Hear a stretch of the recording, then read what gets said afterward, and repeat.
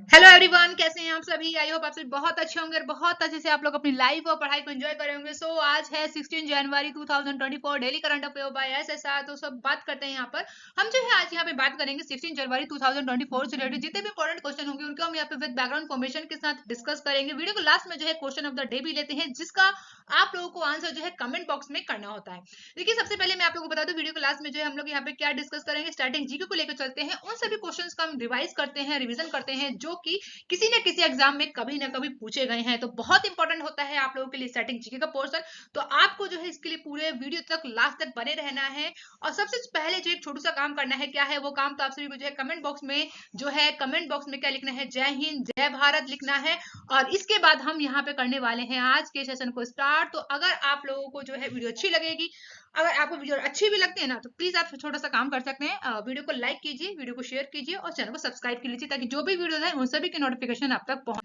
तो चलिए सबसे पहले कर लेते हैं यहाँ पे क्विक रिवीजन। तो रिवीजन करना बहुत ज्यादा इंपॉर्टेंट होता है। आप सभी को पता है कि अभी हाल ही में जो है दक्षिण कोरिया की कंपनी जिसका नाम है सिमटेक, इसके द्वारा जो है किस राज्य में सेमीकंडक्टर्स को स्थापित किया गया। तो गुजरात की बेसिकली कंपनी है, जिसका गुजरात में बेसिकली जो ये कंपनी जो है अभी सिमटेक कंपनी है, जिसके द्वारा जो है सेमीकंडक्टर को संयंत्र को स्थापित करने की बात की गई है। और कहाँ की कंपनी है, दक्षिण कोरिया की कंपनी है। बहुत इंपॉर्टेंट है, याद रखिएगा। वहीं किस सिंगर के द्वारा जो है क्लाइमेट कंसर्ट में 140 भाषाओं में गाना गाने का गिनीज वर्ल्ड रिकॉर्ड बनाया गया है। तो इनका नाम क्या है, सुचेता सतीश इनका नाम है, जिनके द्वारा बेसिकली 140 भाषाओं में गाना गाया गया है। और इन्होंने जो है अपना नाम जो है गिनीज वर्ल्ड रिकॉर्ड में दर्ज करा दिया है।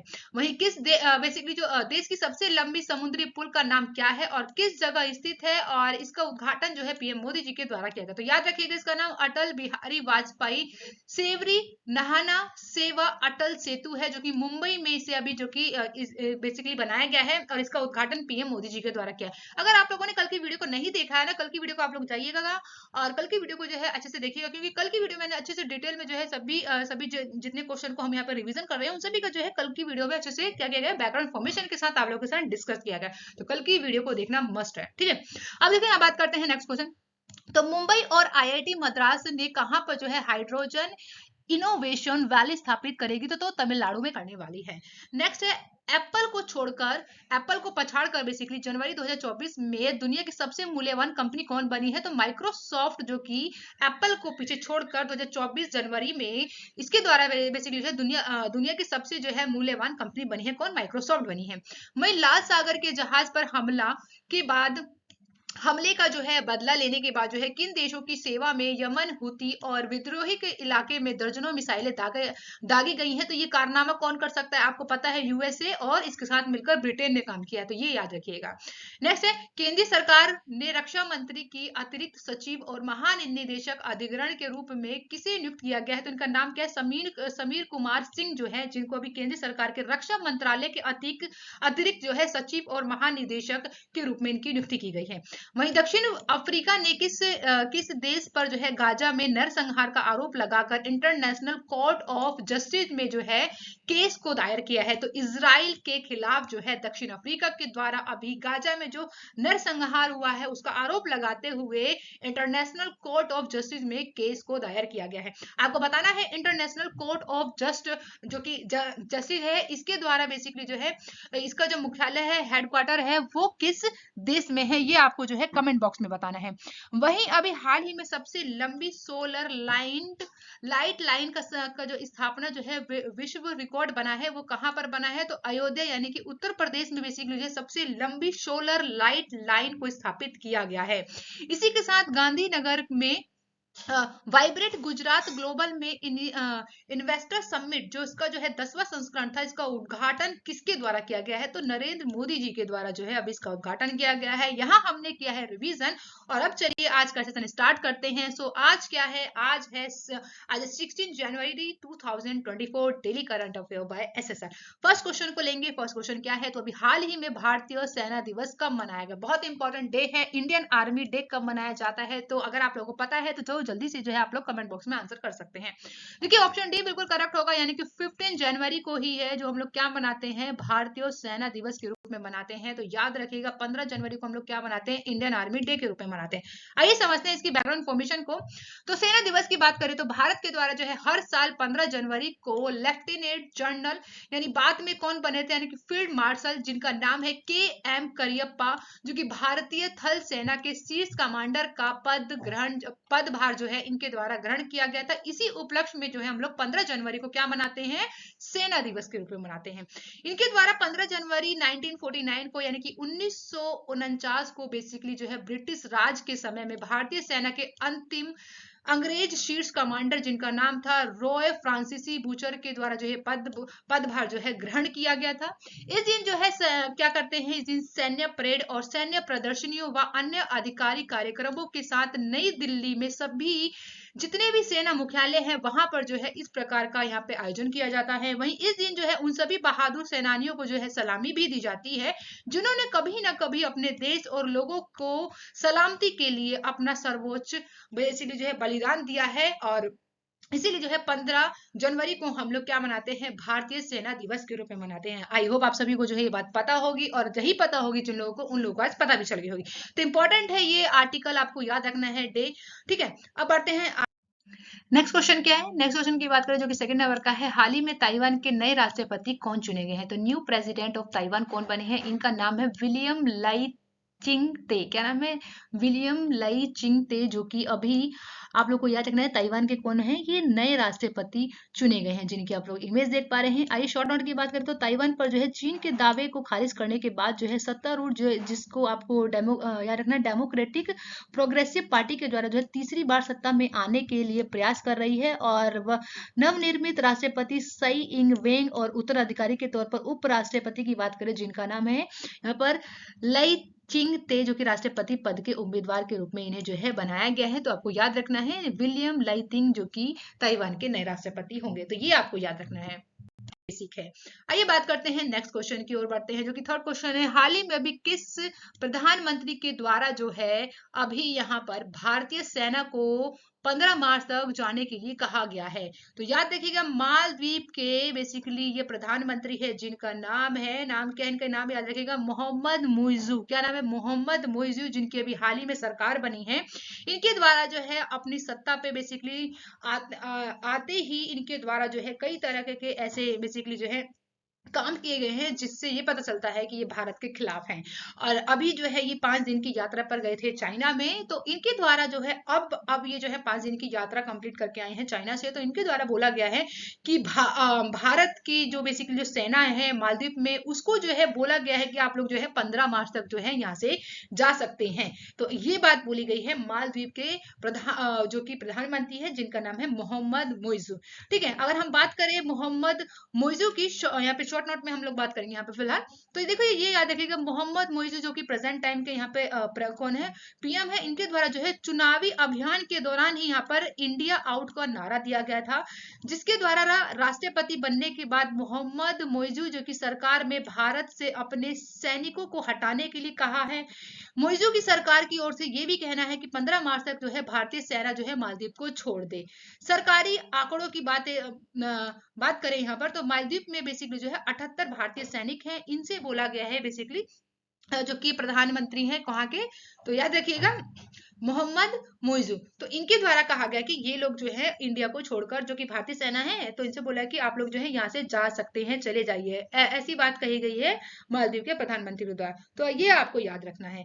अब देखो यहाँ हम बात करते हैं बेसिक और बहुत ज्यादा आप लोगों के लिए इंपॉर्टेंट है, तो क्वेश्चन तो यहाँ से भी ना बहुत सारे बन जाएंगे। तो देखिए क्या क्या क्वेश्चन है। तो याद रखिएगा ऑपरेशन, बेसिकली हमने जो है ना मालदीव के साथ ना कई सारे ऑपरेशन किए, यानी कि जो हमारा पड़ोसी देश होते हुए भी हमने जो है इसकी कई बार मदद की है। लेकिन ये ऐसा बेसिकली देश है जो कि देश की बात करें यहाँ पर, जो कि अभी जो प्रेजेंट जो गवर्नमेंट बनी है ना उसके द्वारा बेसिकली ये सारे काम किए जा रहे हैं। तो अभी देखिए हम लोगों ने जो कि पास्ट में हम लोगों ने इनके साथ कई सारी ऐसी हेल्प की है, तो उसके बारे में बात करेंगे यहाँ पर। तो ऑपरेशन कैक्टस जो कि 1988 में ऑपरेशन कैक्टस के तहत जो है भारतीय सशस्त्र बलों के द्वारा जो है तख्ता पलट की कोशिश होने वाली थी, और उसको जो है नाकाम किया गया था भारतीय सशस्त्र बलों के द्वारा। यानी मालदीव सरकार की जो है मदद की गई थी भारतीय सैनिकों के द्वारा द्वारा, यानी कि वहां पर मालदीव सरकार को हटाकर वहां की जो प्रेजेंट में बोल सकते हैं कि जो वहां पे जो कि नाम याद रखिएगा, यहाँ पे यहाँ की जो कि सैनिक है ना, उनके द्वारा बेसिकली जो है ना मालदीव के ऊपर ना कब्जा करने की या फिर बोल सकते हैं कि तख्ता पलट करने की कोशिश की जा रही थी। इसके द्वारा जो है हमारी गवर्नमेंट ने जो है यहाँ पर, उस समय की बात है 1988 के टाइम की, तो उस समय जो है ऑपरेशन कैक्टस चलाकर भारतीय सशस्त्र बलों के द्वारा यहाँ पर क्या किया गया था, तो मालदीव की सरकार को बचाया गया था, ये याद रखिएगा। तो ऑपरेशन कैक्टस आपको याद रखना है। नेक्स्ट है यहाँ पर ऑपरेशन नीर, जो कि 2014 में चलाया गया था। ऑपरेशन नीर, नीर से समझ में आ रहा है जो कि जल से संबंधित है। इसके तहत क्या किया गया था, तो भारत के द्वारा जो है पेयजल संकट से निपटने के लिए जो है मालदीव को पेयजल की आपूर्ति कराई गई थी। तो ऑपरेशन नीर जो कि 2024 में जो कि भारतीय सेना के द्वारा, जो कि भारत के द्वारा किया गया था। वहीं भारतीय संजीवनी की बात करें तो जब कोविड आया था उस समय जो है हमने अपने पड़ोसी देशों की बहुत ज्यादा मदद की थी। इसके तहत क्या हुआ था कि भारत ने जो है मालदीव को ऑपरेशन संजीवनी के तहत कोविड-19 से निपटने के लिए सहायता मुहैया कराई थी। इस समय जो है हमने 6.2 टन आवश्यक दवाओं की आपूर्ति भी की थी। तो हमने जो है यहाँ पर इतने तरीके से जो है जो कि मालदीव की हेल्प की थी, जो कि पास्ट में, इसको याद रखिएगा। यहाँ से आप लोगों से जो प्रश्न जो है ना बन सकते हैं, इस बात को आपको याद रखना है। वहीं हम बात करें रक्षा के क्षेत्र में, जो है हम लोगों ने जो कि मालदीव और भारत के बीच में रक्षा के क्षेत्र में क्या क्या काम हुए, तो ये याद रखिएगा। दोनों देशों के बीच है ना एक्विरिन, एक्विरिन नाम का जो कि बेसिकली एक बोल सकते हैं कि एक अभ्यास होता है, ये याद रखिएगा, जिसका मतलब ही है दोस्ती, एकता या फिर ऑपरेशन फील्ड। तो इस प्रकार के जो है ना हम लोग यहाँ पर जो है अभ्यास करते हैं, जो कि रक्षा सहयोग अभ्यास शामिल होता है दोनों देशों के बीच में। वहीं भारत के द्वारा मालदीव में राष्ट्रीय रक्षा बल के लिए सबसे बड़ी संख्या में प्रशिक्षण प्रदान कराता है, यानी मालदीव को जो है भारत के द्वारा जो है यहाँ पर परीक्षण करने का भी काम किया जाता है। यानी कि हम जो है उन्हें जो है डिफेंस के क्षेत्र में हम उससे क्या करते हैं, उन लोगों को क्या कराते हैं, वहां की जो सेना है उन्हें हम परीक्षण देते हैं, यानी सिखाते हैं उन्हें। उनकी जो है लगभग अगर हम बात करें तो 70% रक्षा परीक्षण की आवश्यकताओं को हमारे द्वारा ही पूरा किया जाता है, भारत के द्वारा। वहीं आर्थिक सहयोग की बात करें तो पर्यटन के मामले में भी मालदीव को जो है अर्थव्यवस्था का मुख्य आधार माना जाता है। यानी कि पर्यटन की बात करें तो अगर भारत की बात करें तो भारत के बहुत सारे लोग जो है छुट्टियां मनाने के लिए मालदीव ही जाते हैं।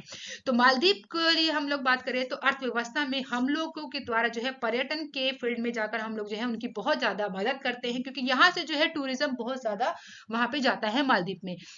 यह देश के अनेक भारतीयों के लिए एक प्रमुख पर्यटन स्थल और अन्य के लिए बेरोजगार का गंतव्य भी बना है। यानी कि पर्यटन जो है किसी भी देश का, जैसे कि श्रीलंका हो गया आपका, तो श्रीलंका में भी बेसिकली क्या होता है कि वहां पे भी ना जो उनका देश चल रहा होता है ना, वो पर्यटन के ही बल पे चल रहा होता है, बोल सकते हैं मोस्टली, है ना। तो इसलिए जो पर्यटन होता है ना किसी भी देश का, अगर हम पर्यटन की बात करें, वहां पे बहुत ज्यादा जो है अपनी महत्वपूर्ण भूमिका निभाता है। इसके लिए जो है अलग अलग काम किए जाते हैं। वहां पे जितने भी लोग रहते हैं, जैसे कि कोई भी पर्यटन की बात करें तो वहां से कोई भी अगर किसी देश में घूमने जाता है तो वहां पे वो रुकेगा, खाएगा, पिएगा, है ना। तो इस तरीके से जो है वहां पर जो कि रोजगार को भी हम लोग जो है वहां पर उत्पन्न करते हैं। तो इस तरीके से जो है आर्थिक सहयोग की बात करें तो पर्यटन इंपॉर्टेंट है।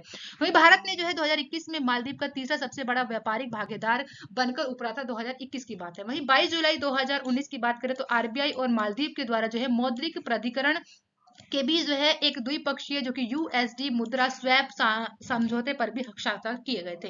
भारत मालदीव के संबंधों की बात करें तब जो है क्षति पहुंचाई गई, तब मालदीव ने जो है वर्ष 2017 की बात करें तो चीन के साथ जो है मुक्त व्यापार समझौता पर हस्ताक्षर कर दिए। तो ये भी आपको याद रखना है। तो इंपॉर्टेंट है, बेसिक है, आपको इतना याद रखना है। कोई आपको जो है डाउट हो तो आप मुझसे कमेंट बॉक्स में पूछ सकते हैं। नेक्स्ट क्वेश्चन की बात करें जो कि 5th नंबर का है, हाल ही में अभी प्रभा आत्रे का निधन हुआ है, वह कौन थे? तो प्रभा आत्रे जो कि एक कौन थी? शास्त्रीय गायक थी। कौन थी ये? एक क्लासिकल सिंगर थी, जिनका जो है अभी हाल ही में निधन हो गया। यहाँ बात करेंगे हम लोग शॉर्ट नोट के बारे में। तो लोकप्रिय शास्त्रीय गायिका जिनका नाम है प्रभा आत्रे, जो कि भारत में शास्त्रीय संगीत क्षेत्र में सबसे बड़े नामों की, बोल सकते हैं नामों में से एक नाम है इनका। 3 बार जो है इन्हें पद्म पुरस्कार से सम्मानित किया गया है, और इनका जो है, इनकी जो बोल सकते हैं इनका जो निधन हुआ है वो 91 बोल सकते हैं ईयर्स की जो की थी, तब इनका जो है निधन हो गया है। तो इसके बारे में भी आपको को याद रखना है। वही 1990 की बात करें जब इन्हें जो है पद्मश्री मिला था, 2002 की बात करें जब इन्हें पद्म भूषण से सम्मानित किया गया था, वहीं 2022 की बात करें तो इन्हें पद्म विभूषण से भी सम्मानित किया गया है। तो ये महत्वपूर्ण हो जाता है, आपको याद रखना है तीनों बातें कि इन्हें पद्मश्री कब मिला था 1990 में, 2002 की बात करें तो पद्म भूषण मिला था और 2022 की बात करें तो पद्म विभूषण दिया गया था। ये बेसिकली जो है अटल संस्कृति पुरस्कार से भी जो है इन्हें दिया गया है। वहीं लंबे समय से ये अपने सफल करियर के दौरान जो है आत्रे की बात करें तो इनके द्वारा जो है ख्याल, ठुमरी, दरार और गजल और नाट्य संगीत के द्वारा जो है इनके द्वारा विभिन्न संगीत शैलियों में भी इनके द्वारा गाना जो है गाया गया है। तो ये इंपॉर्टेंट है, पर्सनैलिटी आपको याद रखना है। क्या नाम है इनका? प्रभा आत्रे। ठीक है, तो ये कौन है? एक ये क्लासिकल सिंगर है, शास्त्रीय संगीत है, जिनकी आप लोग इमेज देख रहे हैं। ओके, तो ये आपको याद रखना है। नेक्स्ट क्वेश्चन क्या है? 6 नंबर का है, हाल ही में 1 लाख से कम आबादी वाले किस शहर को सर्वोच्च स्वच्छ सर्वेक्षण 2023 का प्रथम पुरस्कार दिया गया है? तो याद रखिएगा सासवाड़ को। किसे? सासवाड़ को दिया गया। ऑप्शन है यहाँ पे अगेन से क्या होगा? करेक्ट हो जाएगा। तो सासवाड़ जिसे जो है 1 लाख से कम आबादी वाले शहर में है, जिसे जो है अभी स्वच्छ सर्वेक्षण 2023 का प्रथम पुरस्कार दिया गया। आइए बात करते हैं यहाँ पे बैकग्राउंड इन्फॉर्मेशन की। तो 1 लाख से कम जनसंख्या वाले शहर जो कि कौन है? सासवाड़ है, पाटन है और लोनावाला है, जो कि 3 शीर्ष स्थानों पर जो है इनके द्वारा दावा किया गया है। वही सबसे स्वच्छ छावनी बोर्ड की बात करें तो याद रखिएगा मध्य प्रदेश के माहू छावनी बोर्ड जो कि शीर्ष प्रदर्शनकर्ता के रूप में उभरा है। वही सबसे स्वच्छ गंगा शहर की बात करें तो वाराणसी और प्रयागराज जो कि सबसे अच्छे और सबसे स्वच्छ गंगा शहर के रूप में मान्यता मिली है। वहीं सर्वश्रेष्ठ प्रदर्शन करने वाले राज्य की बात करें तो ये आपको याद रखना है, इसमें महाराष्ट्र है, मध्य प्रदेश है और छत्तीसगढ़ जो है अपने उत्कृष्ट प्रदर्शन के लिए इनके द्वारा जो है शीर्ष 3 पुरस्कार हासिल किए गए हैं। वहीं सफाई मित्र सुरक्षा शहर की बात करें तो चंडीगढ़ को जो है सर्वश्रेष्ठ सफाई मित्र सुरक्षा शहर का भी पुरस्कार दिया गया। किसे? चंडीगढ़ को दिया गया था। इंपॉर्टेंट है, यहाँ पे आपको याद रखना है। बात करते हैं नेक्स्ट क्वेश्चन जो कि 7 नंबर का है, हाल ही में अभी किस टाइगर रिजर्व को भारत का पहला और एशिया का 5वां डार्क स्काई पार्क बनाया गया है? तो याद रखिएगा वो कौन सा टाइगर रिजर्व है? तो पेंच टाइगर रिजर्व। ओके, तो ऑप्शन ए क्या होगा यहाँ पे? करेक्ट होगा। तो पेंच टाइगर रिजर्व जिसे जो है भारत का पहला और एशिया का 5वां डार्क स्काई पार्क बनाया गया है। तो ये बात कर लेते हैं यहाँ पर हम लोग पेंच टाइगर रिजर्व के बारे में। इसके बारे में हम अच्छे से जान लेते हैं। तो याद रखिएगा ये बेसिकली है कहाँ पर स्थित? तो याद रखिएगा मध्य प्रदेश के शिवनी और छिंदवाड़ा जिले के सतपुड़ा पहाड़ियों के दक्षिण छोर पर स्थित है, जो कि एक अग्ल अभयारण्य के रूप में महाराष्ट्र के नागपुर जिले में भी जारी है। वहीं इसका नाम जो है पेंच नदी के नाम पर रखा गया है, जो कि रिजर्व की बात करें मध्यम से जो है उत्तर से दक्षिण की ओर बहती है ये आपकी पेंच नदी। इसमें जो है इंदिरा प्रदर्शनी पेंच राष्ट्रीय उद्यान और पेंच मंगोली अभयारण्य और एक बफर शामिल है। वहीं पेंच टाइगर रिजर्व जो कि क्षेत्र की बात करें तो आसपास का क्षेत्र जो कि कैसा है? तो याद रखिएगा रूडयार्ड किपलिंग और प्रसिद्ध द जंगल बुक की वास्तविक कहानी का वाला एक क्षेत्र है। भूभाग की बात करें तो ये कैसा भूभाग है? तो ये लहरदार भूभाग है, जिसका अधिकांश क्षेत्र जो है छोटी पहाड़ी और किनारों पर खड़ी ढलानों से ढका हुआ है। वनस्पति की बात करें तो वनस्पति जो कि लहरदार स्थलक आकृति नम व श्रेयास्त्र वाली घाटी से लेकर खुले व शुष्क पर्णपाती जंगल तक वनस्पति की पेचीकारी का समर्थन करती हैं। वहीं वनस्पति में कौन कौन से घास और झाड़ियां हैं? तो इसके बारे में याद रखिएगा सागौन है, साग है और महुआ, जो कि यहाँ की प्रमुख बेसिकली घास और झाड़ियां हैं। इसी की बात करें यहाँ पे जीव जंतु कौन कौन से हैं? तो ये इस क्षेत्र में जो है चीतल और सांभर, नीलगाय, गैर जो कि इसे भारतीय बाइसन कहते हैं, जो कि जंगली सुअर और बड़े झुंडों के लिए विशेष रूप से प्रसिद्ध है। इसका प्रमुख जो बात करें, प्रमुख यहाँ पे जो शिकारी बाघ है और उसके बाद यहाँ पे तेंदुआ, जो कि जंगली कुत्ते और भेड़िया भी यहाँ पर प्रमुख रूप से जीव जंतु के रूप में शामिल हैं। यहाँ जो की बात करें इसमें निवासी और प्रवासी क्षेत्र पक्षियों की बात करें तो इनमें 300 से 25 तक जो है अधिक प्रजातियां हैं, जो कि मालाबार पाइड और hornbill India pitta option, grey headed fishing eagle, white eyed और बिजर्ड जैसे यहाँ पर चीजें शामिल है।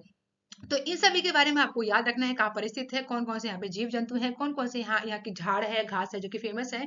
और पेंच नदी की बात करें तो ये याद रखिएगा पेंच नदी जो कि कहाँ से कहाँ तक बहती है? तो ये उत्तर से दक्षिण की ओर बहती है। इसी नदी के नाम पर जो है पेंच टाइगर रिजर्व का नाम रखा गया है। इंपॉर्टेंट नेक्स्ट क्वेश्चन की बात करें जो कि 8 नंबर का है। हाल ही में अभी किस छावनी बोर्ड को स्वच्छ सर्वेक्षण 2023 का शीर्ष अवार्ड दिया गया है? तो अभी मैंने थोड़ी देर पहले आप लोगों को इस क्वेश्चन के बारे में बताया था, तो इस क्वेश्चन का जो आप लोग आंसर अच्छे से जानते होंगे, तो इसका आंसर जो है आप लोग कमेंट बॉक्स में करना है। तो मैं बता देती हूँ कि अभी हाल ही में जो है छावनी बोर्ड जिसे जो है स्वच्छ सर्वेक्षण 2023 का शीर्ष अवार्ड मिलाया गया है, तो याद रखिएगा मध्य प्रदेश का महू जो है उसे जो है अभी छावनी बोर्ड है जिसे जो है स्वच्छ सर्वेक्षण 2023 का शीर्ष अवार्ड मिला है, इसलिए ऑप्शन ए क्या हो जाएगा, बिल्कुल करेक्ट होगा। तो इसके बारे में आपको आइए बढ़ते हैं आगे और यहाँ बात करेंगे हम लोग स्वच्छ सर्वेक्षण सर्वे 2023 के बारे में। ठीक है, तो सबसे ज्यादा पहले बात कर लेते हैं हम लोग उसके बारे में। पॉपुलेशन जहाँ पे जो है 10 लाख से कम है, तो वो शहर जो कि सबसे ज्यादा साफ सुथरे पाए गए हैं, जो कि 10 लाख से यहाँ की पॉपुलेशन कम है। तो पहले की बात करें कौन है, इंदौर है जो कि सूरत। ठीक है, इंदौर और सूरत जो कि दोनों पहले नंबर पर है। सेकंड नंबर पे कोई ऐसा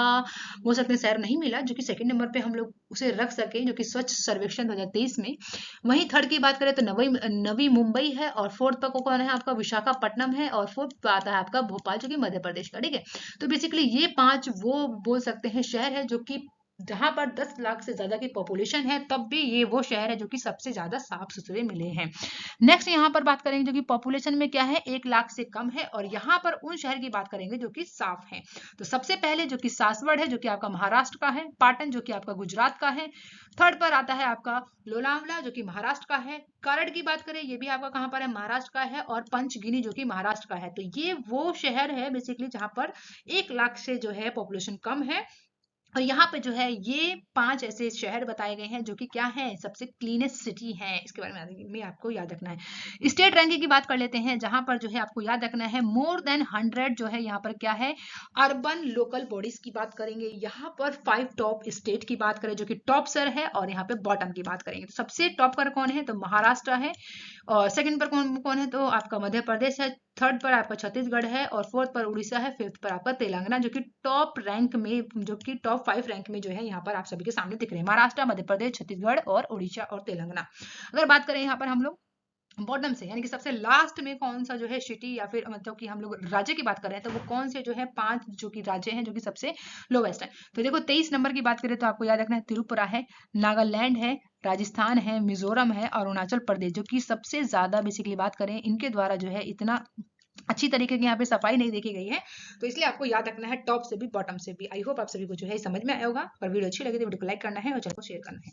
अब बात करते हैं यहाँ पे, देखिए सबसे पहले हम लोग बात कर लेते हैं इसकी बैकग्राउंड इन्फॉर्मेशन की। तो भारत की जो माननीय राष्ट्रपति द्रौपदी मुर्मू जो है, इनके द्वारा जो है आवास व शहरी कार्यक्रम मंत्रालय के द्वारा भारत मंडपम में नई दिल्ली को जो है आयोजित स्वच्छ सर्वेक्षण 2023 का जो है इन्हें पुरस्कार जो है प्रदान किए गए हैं, जो भी शहर है। ठीक है, तो 2023 की बात करें तो इसमें जो है 2023 में 13 पुरस्कारों के विजेताओं, जिसमें स्वच्छ शहर, सबसे स्वच्छ छावनी बोर्ड और सफाई मित्र सुरक्षा, गंगा टाउन और सर्वश्रेष्ठ प्रदर्शन करने वाले राज्यों की श्रेणी के अंतर्गत सम्मानित किए गए हैं। इस वर्ष जो है सबसे स्वच्छ शहर के पुरस्कारों में श्रेणी की बात करें तो 2 शहरों को जो है संयुक्त रूप से विजेता घोषित किया गया है। आप लोगों को कमेंट बॉक्स में बताना है कौन से वो 2 शहर हैं।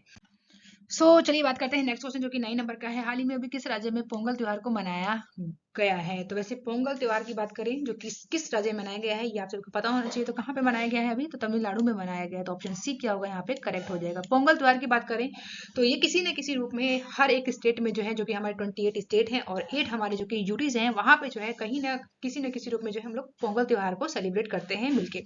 तो ये बात करते हैं यहाँ आइए बात करेंगे यहाँ पर हम लोग बैकग्राउंड इन्फॉर्मेशन की। तो थोड़ा सा हम जान लेते हैं पोंगल त्योहार के बारे में और मकर संक्रांति के बारे में। तो हम यहाँ पे पहले बात करेंगे मकर संक्रांति के बारे में। मकर संक्रांति जिसे जो है भारत का सबसे पुराना और सबसे रंगीन फसल उत्सव के रूप में जो है पूरे देश में ही इसे मनाया जाता है। विशेष रूप से बात करें तो गुजरात में, केरल में, तमिलनाडु में, हरियाणा, हिमाचल प्रदेश और पश्चिम बंगाल में जो है अपने अपने रीति रिवाजों के साथ जो है यहाँ पर मनाया जाता है। वहीं मकर संक्रांति की बात करें तो सूर्य जो है इस समय मकर राशि के आगमन का प्रतीक होता है, क्योंकि ये अपने आकाशीय मार्ग पर आगे बढ़ता है। वहीं हिंदू पौराणिक कथाओं के अनुसार बात करें तो इस त्योहार में जो है बुरे चरणों का अंत और अच्छे चरण की शुरुआत का रूप में मनाया जाता है। इसे जो है विशेष रूप से अलग अलग राज्यों में अलग अलग नामों से भी पुकारा जाता है और अपने अपने रीति रिवाज के अनुसार उसे जो है मनाया जाता है। वहीं बेसिकली इस जो त्योहार का अगर हम लोग बोले कि सबसे आकर्षण जो मुख्य आकर्षक रहता है पूरे त्योहार में वो क्या रहता है, तिल और गुड़ से बने जो स्वादिष्ट मिठाइयाँ होती हैं इस त्योहार में जो है सबसे ज्यादा मान्य होता है। वहीं गुजरात की बात करें तो गुजरात में जो है इस त्योहार को हम मकर संक्रांति को किस रूप में मनाते हैं, किस किस नाम से भी पुकारते हैं, तो ये आपको याद रखना है, उत्तरायण के रूप में जो है इसे बुलाया जाता है। और यहाँ पर जो है अंतर्राष्ट्रीय पतंग महोत्सव जिसकी शुरुआत की बात करें तो 1989 से जो है इसे उत्तरायण के रूप में आधिकारिक महोत्सव के रूप में जो है इसे घोषित किया गया था और तब से जो है यहाँ पर ये मनाया जाता है। वही पंजाब की बात करें तो पंजाब में मगही को जो है मगही के रूप में जो है मकर संक्रांति को मनाया जाता है। मगही की बात करें तो सुबह के समय जो है नदी में स्नान करने से ही ये शुरुआत होता है। इसके आपको याद रखना है पंजाब में जो है इसे माघी के रूप में मनाया जाता है। वहीं हिमाचल प्रदेश की बात करें तो इसे जो है हिमाचल प्रदेश में माघ साजी के नाम से पुकारा जाता है और इस दिन जो है माघ महीने की शुरुआत होती है, इसीलिए इसे जो है माघ साजी बोला जाता है। कहां पर? हिमाचल प्रदेश में। अब बात करें अगर हम यहाँ पे उत्तर प्रदेश में, तो उत्तर प्रदेश में इसे खिचड़ी के नाम से बुलाते हैं। किसके नाम से? खिचड़ी के नाम से जो है इसे पुकारते हैं और इसमें जो है नदी में औपचारिक स्नान शामिल किया गया है। और इसी के साथ तमिलनाडु की बात करें तो तमिलनाडु को में जो है इसे पोंगल के नाम से पुकारा जाता है मकर संक्रांति को। ये जो है यहाँ पर फसल कटाई के समय 4 दिनों तक मनाया जाता है। तो बहुत इंपॉर्टेंट है, यहाँ से जो है कई बार क्वेश्चन बने हैं। तो तमिलनाडु के पोंगल जो है 4 दिन मनाया जाने वाला ये त्योहार है, तो इसके बारे में हम जानेंगे। तो सबसे पहले जाने थे पोंगल। तो पोंगल का मीनिंग क्या है, मतलब क्या है? तो इस शब्द का मतलब क्या है? तो चावल से जुड़ा इस शब्द का मतलब है और इसका अर्थ की बात करें तो इसका मतलब है उबालना। ये दिन जो है आमतौर पर फसल साफ रूप से जो है फसल के लिए सूर्य देव की सराहना के रूप में मनाया जाता है और यही जो है कारण है कि जो लोग जो है इस त्योहार को शुरू होने के पहले दिन जो है दूध में चावल उबालकर सूर्य देव को अर्पित करते हैं। पहले दिन की बात हो गई। अब जो है पोंगल जो है आपको याद रखना है, विशेष रूप से ये 4 दिन मनाए जाने वाला त्योहार है जो कि तमिलनाडु में मनाया जाता है विशेष रूप से पोंगल के रूप में। पहले की बात करें जिसका नाम है भोगी पोंगल। क्या नाम है? भोगी पोंगल। इससे जो है पहला दिन के रूप में मनाया जाता है। पहले दिन जो है भोगी त्योहार कहा जाता है। ये भगवान इंद्र के सम्मान में मनाया जाता है। इस दिन को जो है एक लोकप्रिय रिवाज है जो जिसको बेसिकली है हर घर में सभी बेकार वस्तुओं को लकड़ी व उपले और गाय के गोबर से बनी को आग में जो है यहाँ पे फेंक देते हैं और इसी तरीके से जो है पहला जो दिन होता है भोगी पोंगल उसे मनाया जाता है। किसके सम्मान में? भगवान इंद्र के सम्मान में। वहीं सेकंड की बात करें जो कि दूसरे दिन मनाया जाता है सूर्य पोंगल के रूप में। दूसरे दिन बात करें तो दूसरे दिन को जो है देश में कुछ अन्य हिस्सों में थाई पोंगल, सूर्य पोंगल या मकर संक्रांति के रूप में जाना जाता है।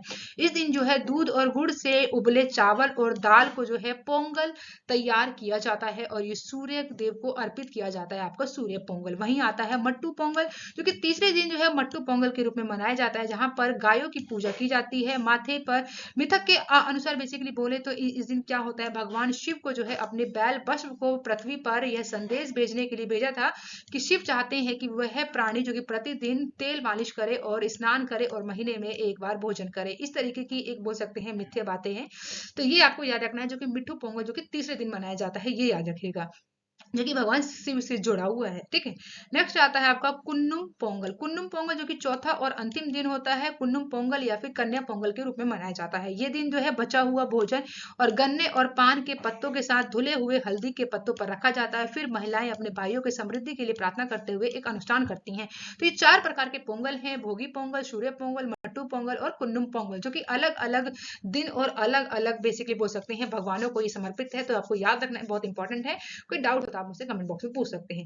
नेक्स्ट क्वेश्चन क्या है? 10 नंबर का है। हाल ही में भी किस देश ने जो है स्क्वायर किलोमीटर एरे प्रोजेक्ट में शामिल होने का फैसला किया है? तो कौन सा जो देश है जिसने जो इसमें शामिल होने की बात की गई है? तो ये भारत के द्वारा किया गया। तो ऑप्शन सी क्या होगा यहाँ पे करेक्ट होगा।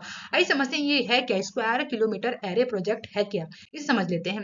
तो स्क्वायर किलोमीटर एरे जो कि अगर हम बात करें जो कि ऑब्जर्वेटरी है, जो कि परिषद की बात करें, इसका जो है उद्घाटन जो है इसका उद्घाटन बैठक की बात करें तो दुनिया के सबसे बड़े रेडियो टेलीस्कोप की स्थापना की मंजूरी दी गई। इसमें जो है SKAO जो रेडियो खगोल विज्ञान को समर्पित है और ये एक नया अंतर सरकारी संगठन है। इसका मुख्यालय कहाँ पर है? यूके में है। फिलहाल जो है इसमें 10 देशों का संगठन है।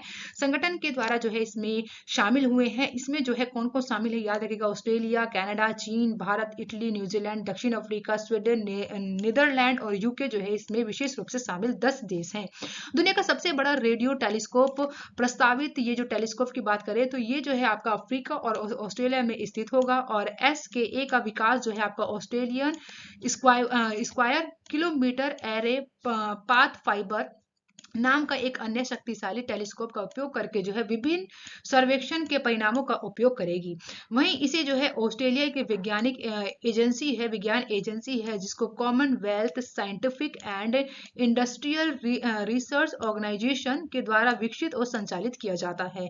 वहीं टेलीस्कोप की बात करें, फरवरी 2019 को पूरी तरीके से चालू है। और वर्ष पिछले साल की बात करें तो अंत में जो किए गए अपने पहले ऑल स्काई सर्वेक्षण के दौरान जो है रिकॉर्ड किया गया 300 घंटों का 3 मिलियन से अधिक आकाश गंगाओं का मानचित्रण जो है इसके द्वारा भेजा गया।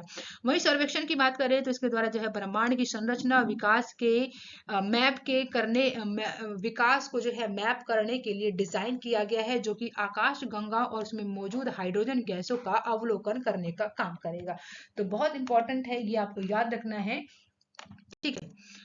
अब देखते हैं इसके महत्व के बारे में। तो महत्व क्या है, तो वैज्ञानिकों के द्वारा इस दूरबीन का उपयोग जो है कुछ प्रश्नों को हल करने के लिए किया गया है। जैसे कौन कौन से प्रश्न होंगे, तो ब्रह्मांड की शुरुआत कैसे हुई, प्रथम तारे का जन्म कब और कैसे हुआ, आकाश गंगा का जीवन चक्र कैसा है, हमारी आकाश गंगा कहीं और तकनीकी रूप से सक्रिय संभावनाओं का पता लगाने का संभावनाएं तलाशने की बात की जाती है। वहीं ये समझना कि गुरुत्वाकर्षण तरंगे कहाँ से आती हैं। तो इस प्रकार से कुछ बोल सकते हैं, कुछ प्रश्न हैं जिनको जो है यहाँ पर इनका हल ढूंढने के लिए इस दूरबीन का जो है उपयोग किया जा रहा है। तो इम्पोर्टेंट है। आइए बात करेंगे यहाँ पर हम लोग स्टैटिक जीके के बारे में। तो स्टैटिक जीके में आज क्या है, आज है पर्वतों के बारे में। तो बहुत इंपॉर्टेंट है, कई सारे क्वेश्चन यहाँ से जो है कई बार बने हैं। यानी यहाँ पे हम बात करेंगे वो पर्वत श्रृंखलाएं जो कि किसी न किसी देश में स्थित हैं और बहुत ज्यादा फेमस भी है, ठीक है। तो चलिए स्टार्ट कर लेते हैं। ब्लैक फॉरेस्ट पर्वत स्थित है कहाँ पर, ब्लैक फॉरेस्ट पर्वत जो है कहाँ पर है आपका, जर्मनी में स्थित है। वहीं एटलस पर्वत स्थित है कहाँ पर, अफ्रीका महाद्वीप, मोरक्को, अल्जीरिया व ट्यूनीशिया में स्थित है। तो ठीक है, अफ्रीका महाद्वीप भी आप लोग याद रख सकते हैं अगर आपके क्वेश्चन में बेसिकली जो है जो कि ऑप्शन दिए होंगे मोरक्को, अल्जीरिया या फिर ट्यूनीशिया, उपयुक्त सभी भी दे सकते हैं। तो ये आपको याद रखना है एटलस पर्वत कहाँ स्थित है। वहीं एंडीज पर्वत श्रेणी जो है किस महाद्वीप में स्थित है, तो ये आपका दक्षिण अफ्रीका में जो है एंडीज पर्वत श्रेणी है, ये भी याद रखिएगा। भारत और म्यांमार के बीच सीमा निर्धारित करने वाला पर्वत क्या है, तो ये याद रखिएगा बर्मीज अराकान योमा पर्वत चाप, जो कि भारत और म्यांमार के बीच जो है सीमा का निर्धारण करती है। वहीं ब्लैक पर्वत कहाँ पर है आपका, यूएसए में है, ठीक है। ये ब्लैक पर्वत है जो कि यूएसए में है और ये ब्लैक फॉरेस्ट है, ठीक है। तो इन दोनों में डाउट नहीं करना आप लोग। नेक्स्ट है माउंट टिटलिस स्थित है कहाँ पर, तो टिटलिस जो है ये आपका स्विट्जरलैंड में है, इंपॉर्टेंट है, ये याद रखिए। फ्रांस और स्पेन के बीच सीमा बनाने वाला पर्वत कौन सा है, तो फ्रांस और स्पेन के बीच में सीमा बनाने वाला जो पर्वत है इसका नाम है पिरेनी पर्वत श्रृंखला। क्या नाम है, पिरेनी पर्वत श्रृंखला, जो कि फ्रांस और स्पेन के बीच जो है सीमा बनाती है। वही संसार का सबसे लंबी धरातलीय पर्वत श्रृंखला है जिसका नाम है एंडीज पर्वत श्रृंखला, ठीक है। क्या नाम है, एंडीज पर्वत श्रृंखला, जो कि संसार का सबसे लंबी धरातलीय पर्वत श्रृंखला है। इटली में जो पर्वत है इसका नाम है पेरिनीज है। क्या नाम है, पेरिनीज जो है आपका ये इटली में स्थित पर्वत है जिसका नाम है। इसी के बाद है अलाप्सा, हिमालय और एंडीज एवं रॉकी में से कौन जो है यूरोप की एक पर्वत श्रृंखला है, तो याद रखिएगा यूरोप की एक पर्वत श्रृंखला है जिसका नाम है अलास्का। नेक्स्ट है विश्व का सबसे ऊंची चोटी पाई जाती है कहां पर, तो याद रखिएगा विश्व की जो चोटियां होती हैं वो नवीन मोड़दार पर्वतों पर जो है पाई जाती हैं। वही दक्षिणी अलास्का पर्वतमाला स्थित है कहां पर, न्यूजीलैंड में है, ये आपको याद रखना है, इंपॉर्टेंट है और बेसिक है। ये क्वेश्चन कभी न कभी एग्जाम में पूछे गए हैं जो कि आपके आने वाले एग्जाम में पूछे भी जा सकते हैं। तो पर्वतों से भी कई बार क्वेश्चन बनते हैं, मैच द फॉलोइंग बनते हैं, ये भी आपको याद रखना है, ठीक है। लास्ट वीडियो में मैंने आप लोगों से क्वेश्चन पूछा था तो उस क्वेश्चन का आंसर बताने की बारी है। तो हाल ही में अभी स्वच्छ सर्वेक्षण पुरस्कार 2023 में किस शहर को जो है 7वीं बार सबसे अच्छा शहर बना है या फिर बनाया गया है, तो वो इंदौर है, ठीक है। तो ये आपको याद रखना है, इंदौर। इसी के साथ एक और कौन सा जो है शहर है वो भी जो है फर्स्ट पोजिशन पे, ये आप लोगों को कमेंट बॉक्स में बताना है। अभी मैंने आप लोगों को थोड़ी देर पहले बताया था। अब देखिए बात करते हैं आज का जो क्वेश्चन ऑफ द डे है क्या है, तो हाल ही में केंद्रीय सरकार ने रक्षा मंत्रालय के अतिरिक्त सचिव और महानिदेशक अधिग्रहण के रूप में किसकी नियुक्ति की गई है, इनका नाम आप सभी को जो है कमेंट बॉक्स में बताना है। आप सभी के सामने 4 ऑप्शंस हैं। Thank you for watching guys, मिलते हैं नेक्स्ट वीडियो में। आप लोग खुश रहिए, सुरक्षित रहिए, वीडियो को लाइक और शेयर करना मत भूलिएगा। बाय बाय गाइज, मिलते हैं नेक्स्ट वीडियो में।